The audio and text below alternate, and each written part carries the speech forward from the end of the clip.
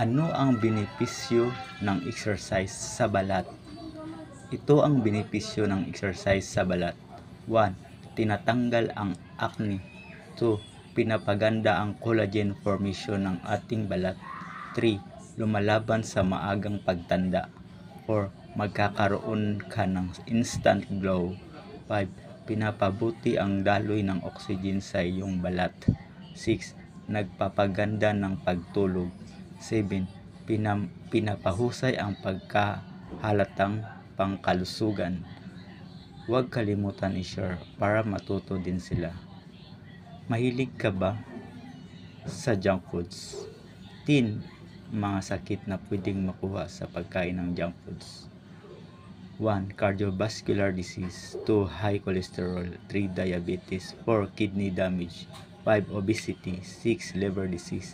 7. Cancer. 8. Dental cavities. 9. Depression. 10. Skin problems.